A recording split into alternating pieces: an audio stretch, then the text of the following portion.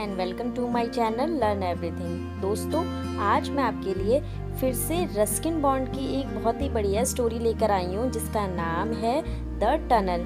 तो दोस्तों, इस कहानी को मैं आपको हिंदी में एक्सप्लेन करूँगी, तो प्लीज़ आप इस वीडियो को एंड तक ज़रूर देखिएगा। तो चलिए शुरू करते हैं। इस कहानी में एक सूरज नाम का लड़का है जिसका मन यह करता है कि वो जंगल की ओर जाए। एक दिन वह दोपहर में जंगल की ओर जाने का फैसला करता है और वह अपनी साइकिल से उस जंगल की तरफ को निकल पड़ता है। जंगल की तरफ जाते समय उसे वहाँ एक सुरंग दिखाई पड़ती है। सूरज वहीं रुक जाता है क्योंकि वह अब उस सुरंग को अंदर से अनुभव करना चाहता था। इसलिए वह अपनी साइकिल को वहीं पर छोड़कर सुरंग की ओर पैदल ही जाता है। जैसे ही सूरज सुरंग की ओर जा रहा होता है तभी वहां से एक रेलगाड़ी गुजरती है। उस रेलगाड़ी के वहां आने से सुरंग में बहुत ही हलचल मच जाती है, मानो जैसे कि भूकंप भी आ गया हो। उसने उस रेलगाड़ी को सुरंग से बाहर आते हुए देखा। उस रेलगाड़ी को देखकर उसे बहुत ही अच्छा लगा और उसने ये फैसला लिया कि वह फिर से इसका अनुभव दोबारा लेगा और फिर से वह सुरंग की ओर देखने लगा। अब वह सुरंग में अंदर की ओर को जाता है। सुरंग के अंदर काफी अंधेरा था। ऐसा लग रहा था मानो रात ही हो गई है, लेकिन वह समय दोपहर का था तो वहाँ अभी रात नहीं थी बल्कि उजाला था और वहाँ पर अब उसे उजाला भी दिखाई दे रहा था। इसलिए अब उसके मन में कोई भी डर नहीं था और वह फिर से आगे बढ़ता चला गया। जैसे ही सूरज आगे की ओर बढ़ा उसे कुछ अजीब सी आवाजें सुनाई देने लगी। कभी उसे लगता मानो ये पक्षियों की आवाजें हैं, तो कभी उसे ऐसा लगता था मानो चमगादड़ों की है और कभी ऐसा लगता था मानो कीड़े मकोड़ों की आवाजें हैं। लेकिन जैसे ही वो आगे की ओर बढ़ने लगा उसे वहां पर कोई भी जीव नहीं दिखाई दे रहा था। अब वह सुरंग से बाहर की तरफ को आया तो उसे ऐसा महसूस हुआ जैसे मानो उसने एक टाइगर को वहां देखा है। और तभी वह एक चौकीदार के पास गया। उस चौकीदार का नाम था सुंदर सिंह। उसने चौकीदार जी से पूछा कि यहाँ किसी प्रकार का कोई जानवर भी रहता है? तो चौकीदार सुंदर सिंह ने उसे बताया, हाँ, यहाँ पर एक तेंदुआ रहता है जिसकी मैं यहाँ पर सुरक्षा करता हूँ। यह बात सुनकर सूरज बहुत ही हैरान हो गया। सूरज ने दोबारा से चौकीदार से पूछा कि तुम यहाँ पर कैसे रहते हो, उसकी रक्षा कैसे करते हो? क्या वह तुम्हें कोई नुकसान नहीं करता है? इसके बाद सुंदर सिंह कहता है कि नहीं, तेंदुआ उसे कोई भी नुकसान नहीं करता क्योंकि मैं उसकी जान को कोई नुकसान नहीं पहुंचाता, इसलिए वह मुझे कुछ भी नहीं करता है। के बाद सूरज ने फिर से चौकीदार से पूछा, आखिर तुम यहाँ पर करते क्या हो?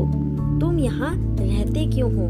तो सुंदर सिंह ने उसे बताया कि मेरे यहाँ रहने का कारण यही है कि कहीं तेंदुआ किसी दिन रेलगाड़ी के हादसे का शिकार ना हो जाए और कहीं उसका एक्सीडेंट ना हो जाए, इसलिए मैं उसकी सुरक्षा करता हूँ और मैं यहाँ पर लालटेन के उजाले से उसको बताता हूँ और लालटेन की रोशनी देकर वे वहाँ से गायब भी हो जाता है।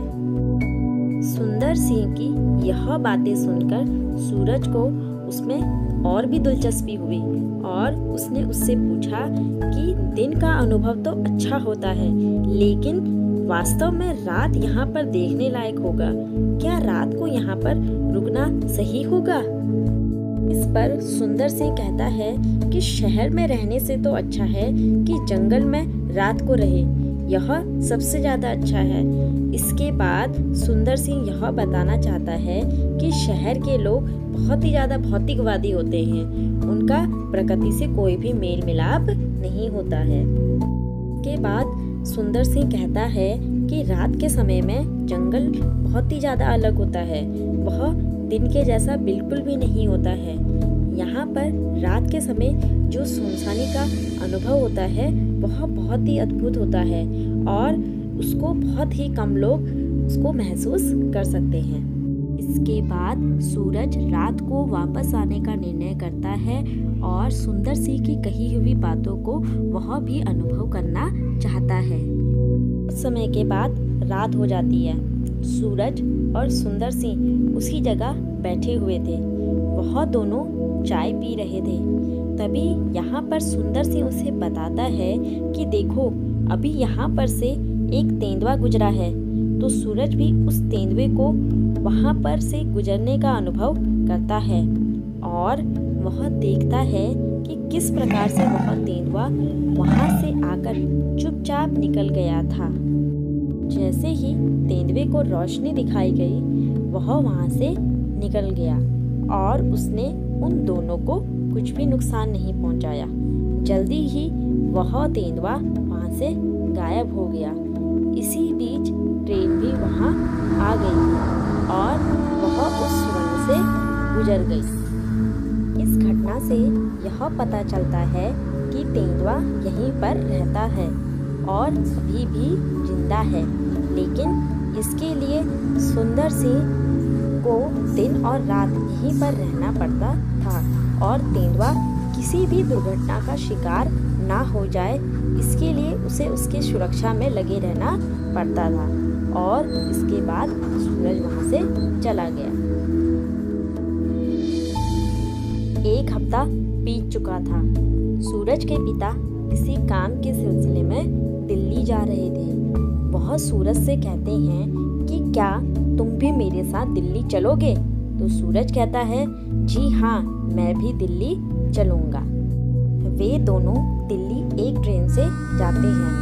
अब हैरानी वाली बात यह थी कि वे उसी ट्रेन से सफ़र कर रहे थे जो ट्रेन सुरंग से होकर गुजरती थी। सूरज ट्रेन की खिड़की वाली साइड में बैठा हुआ था और अचानक उसे वही सुरंग दिखाई दिया जिसे उसने एक हफ्ते पहले देखा था और अब ट्रेन उसी सुरंग से होकर गुजरती है। इस समय सूरज ने एक तेज रोशनी महसूस की। अन्य लोगों के लिए वह केवल एकमात्र रोशनी थी और उन्हें लग रहा होगा कि कोई जुगनू होगा, लेकिन सूरज यह समझ चुका था कि ये ना तो कोई जुगनू है और ना ही कोई लाइट है, बल्कि यह तो चौकीदार सुंदर सिंह है जो अपनी लालटेन के प्रकाश से तेंदुए को यह सचेत कर रहा है कि वह उसको बचा रहा है।